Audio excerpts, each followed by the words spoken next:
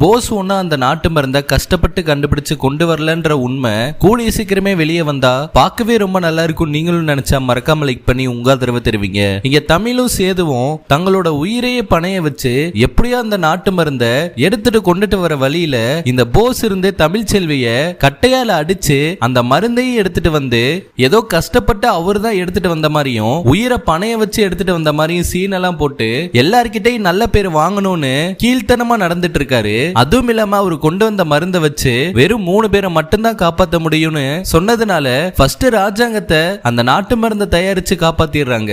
அதுக்கப்புறம் போஸ் தான் இந்த மருந்தை கொண்டு வந்தனால ஈஸ்வரியையும் சித்ராவையும் அடுத்து காப்பாற்ற வேண்டிய சூழ்நிலை ஆயிருச்சு.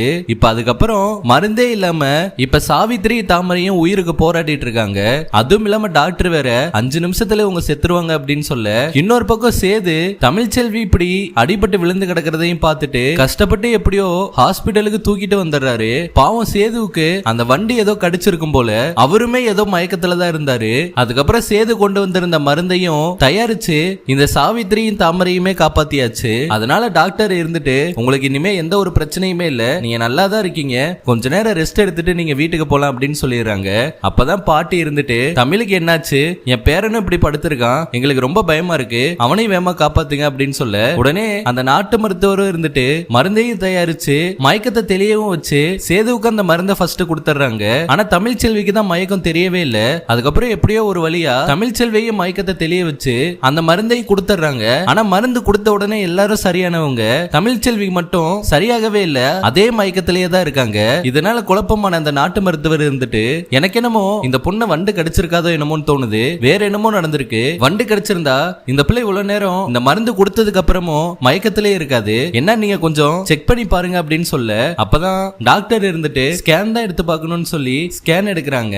அதனால நீங்க எல்லாம் போய் வீட்டுல ரெஸ்ட் எடுங்க, நான் தமிழை பாத்துக்கிறேன் அப்படின்னு சொல்லி சேது ராஜாங்கத்தையும் அப்புறம் எல்லாத்தையுமே வீட்டுக்கு அனுப்பிச்சு விடுறாரு. வீட்டுல போயிட்டு ராஜாங்கம் இருந்துட்டு போஸ பாராட்டவும் செய்யறாரு. வெக்கமே இல்லாம போஸ் ஏதோ தன்னோட உயிரை பணைய வச்சு அந்த மருந்து எடுத்துட்டு வந்த மாதிரி அந்த பாராட்டையும் வாங்கிக்கிறாரு. அப்பதான் இந்த பக்கம் டாக்டர் ஸ்கேன் ரிப்போர்ட் எடுத்து பார்த்துட்டு தமிழோட தலையில பலமா அடிபட்டு இருக்கு, இது கீழே விழுந்து அடிபட்ட மாதிரி தெரியல, யாரோ கட்டையால ஓங்கி அடிச்சிருக்க மாதிரி தெரியுது, அதனாலதான் தமிழ் இவ்வளவு நேரம் மயக்கத்துல இருந்திருக்கா, இந்த விஷயத்த நீங்க வீட்டுல சொல்லி ஆகணும் அப்படின்னு டாக்டர் சொல்ல சேதுவுக்கு ஒண்ணுமே புரியல. அப்பதான் இந்த விஷயத்த போன் பண்ணி வீட்லயுமே தெரியப்படுத்துறாரு.